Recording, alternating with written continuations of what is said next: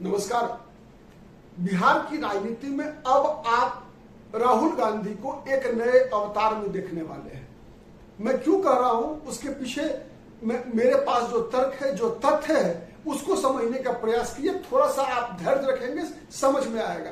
राहुल गांधी बिहार की राजनीति में एक साथ नरेंद्र मोदी का भी मुकाबला करने जा रहे हैं, साथ ही परोक्ष रूप से, प्रत्यक्ष रूप से नरेंद्र मोदी का मुकाबला करते हुए दिखेंगे आने वाले दिनों में आपको, और परोक्ष रूप से तेजस्वी यादव का मुकाबला करते हुए दिखेंगे।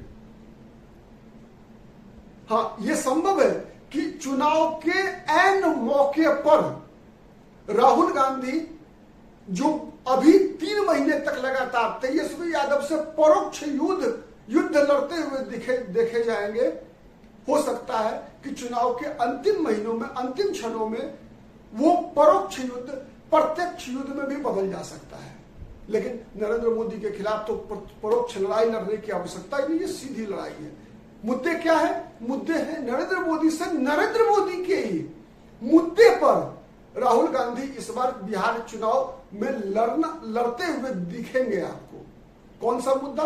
वो मुद्दा है राष्ट्रवाद का। आप याद रखिए, आने वाले दिनों में राहुल गांधी नरेंद्र मोदी से, नरेंद्र मोदी के मुद्दों पर ही सवाल पूछने वाले हैं।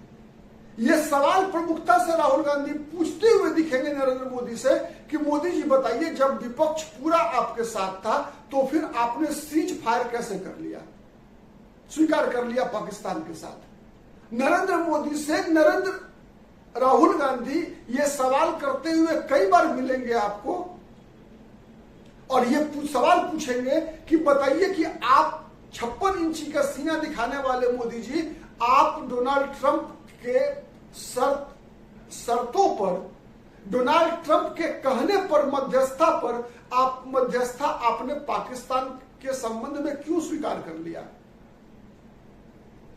और जब ये सवाल राहुल गांधी नरेंद्र मोदी से पूछते हुए दिखेंगे तो आप यकीन मानिए, नरेंद्र मोदी के जो कट्टर वोटर भी हैं, वो भी भले ही वो कांग्रेस को वोट दे या ना दे, लेकिन नरेंद्र मोदी से ऐसे सवाल पूछते हुए आपको मिलेंगे।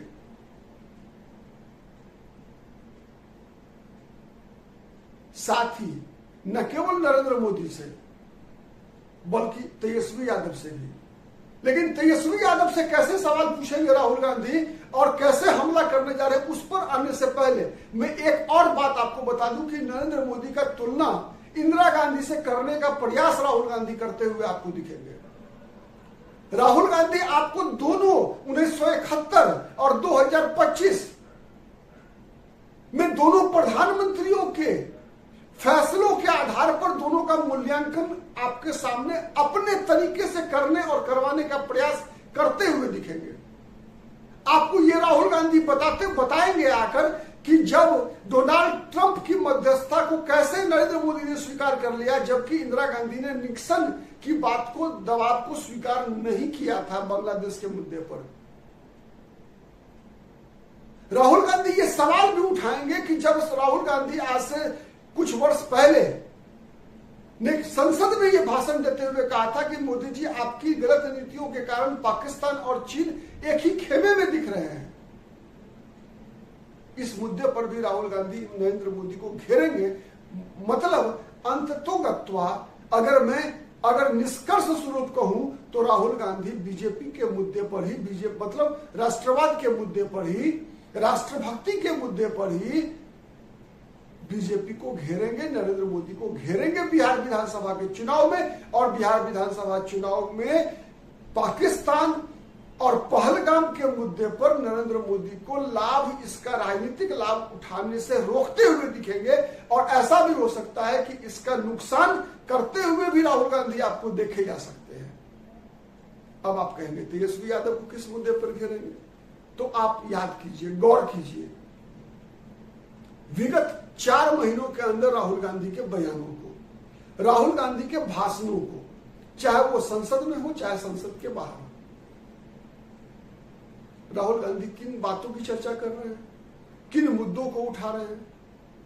गौर कीजिए, वो मुद्दे सब वही है जो मुद्दे 90 के दशक में लालू प्रसाद यादव उठाया करते थे बिहार की राजनीति में।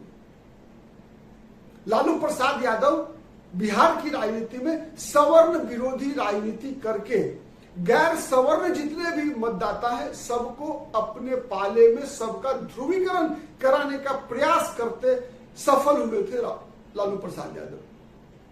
और उसी राजनीति को अब राहुल गांधी तेजस्वी यादव के पाले से खींचकर अपने पाले में ले जाने का लगातार प्रयास कर रहे हैं। और इसी क्रम में जब राहुल गांधी ये सवाल करते हैं, या राहुल गांधी के सिपा सलार कन्हैया कुमार जैसा व्यक्ति जब ये सवाल करता है बिहार में, आने वाले दिनों में जब न्याय संवाद यात्रा करेंगे कन्हैया कुमार, और ये सवाल करते हुए आपको दिखेंगे कि बताइए कि दलितों के साथ अन्याय सवर्णों ने क्यों किया। और ये सवाल जब लालू यादव के स्टाइल में कन्हैया कुमार करेंगे अगर बिहार की मतदाताओं के समक्ष, तो आप सहज ही अनुमान लगा सकते हैं कि किसके वोट बैंक में डाका डालेगी कांग्रेस पार्टी। यही सवाल और यही राजनीति तो राहुल गांधी तेजस्वी यादव और लालू यादव के परिवार की रही है। और जब कन्हैया कुमार का साथ, पप्पू यादव का साथ, दिल्ली यूनिवर्सिटी में तथाकथित दलित चिंतक और प्रोफेसर रतन लाल का साथ, जिग्नेश मेवानी जैसे दलित नेताओं का साथ राहुल गांधी को इसी क्रम में मिलता हुआ दिखेगा, तो बताइए कि वो वोट बैंक, जिस वोट बैंक पर राहुल गांधी नजरें जमा कर बैठे हैं,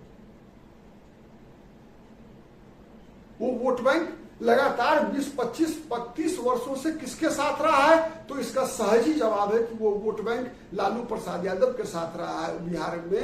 अब वो उस वोट बैंक के वारिस तेजस्वी यादव है। जब मुसलमानों के साथ हो रहे अन्याय, तथाकथित अन्याय का सवाल राहुल गांधी उठाते हैं, तो उसी वोट बैंक को तेजस्वी यादव से छीनने का प्रयास करते हैं, जो वोट बैंक लगातार MY समीकरण के रूप में लगातार 90 से लेकर 2025 तक तेजस्वी यादव का या लालू यादव के परिवार का आधार वोट बैंक के रूप में बिहार की राजनीति में लालू परिवार का अस्तित्व को बचा कर रखे हुए हैं। उसी वोट बैंक पर डाका डाल रहे हैं राहुल गांधी, छीनने का प्रयास है। किसके माध्यम से? तो नेता, विधानसभा में विधायक दल का नेता शकील अहमद खान, और उससे भी ज्यादा मुस्लिम मतदाताओं के बीच जो स्वीकार्य चेहरा है वो कन्हैया कुमार का है। मतलब मोदी विरोधी राजनीति का सबसे बड़ा चेहरा बनाकर अगर किसी व्यक्ति को बिहार में अगर पेश करने का प्रयास हो रहा है तो वो चेहरा है कन्हैया कुमार। और केंद्रीय राजनीति में अगर सबसे बड़ा चेहरा वो कोई दिखेगा तो वो राहुल गांधी का दिखेगा। अगर राहुल गांधी का चेहरा और केंद्र में और बिहार में कन्हैया कुमार का चेहरा, पप्पू यादव का चेहरा, शकील अहमद खान का चेहरा दिखेगा, तो फिर तेजस्वी यादव क्या करेंगे? इसीलिए मैंने कहा कि एक तरफ से लगातार आप देखेंगे 2025 के विधानसभा चुनाव के लिए जिस प्रकार की रणनीति बनाने में मशगूल है राहुल गांधी, जिस प्रकार के कार्यक्रमों की घोषणा लगातार कांग्रेस पार्टी करती जा रही है, जिस प्रकार से दबाव बनाने के लिए बयानबाजियां पप्पू यादव क्या करते आ रहे हैं, ऐसा कहना सटीक होगा। उन सब बातों का निष्कर्ष एक ही है कि आने वाले दिनों में इसी विधानसभा चुनाव में राहुल गांधी न केवल मोदी बल्कि एक साथ तेजस्वी यादव को भी घेरेंगे। और इस बात से पर आश्चर्य मत कीजिएगा कि आने वाले 3 महीने के अंदर, मतलब चुनाव से पहले, कांग्रेस पार्टी कोई नया खेल करके तीसरा मोर्चा कांग्रेस पार्टी के नेतृत्व में बिहार में गठित हो जाए। उसमें प्रशांत किशोर भी सहभागी हो सकते हैं, उपेंद्र और कई दल हो सकते हैं, अभी नाम लेना उचित नहीं होगा, लेकिन राहुल गांधी, प्रशांत किशोर, ऐसे कई लोग हैं जो अभी किसी विपक्ष में है। ऐसा कोई गठबंधन तैयार हो सकता है। इस संभावना से आप अगर हो तो आप आश्चर्य नहीं कीजिएगा। आज के लिए इतना ही। बहुत बहुत धन्यवाद। नमस्कार। जय हिंद, जय भारत।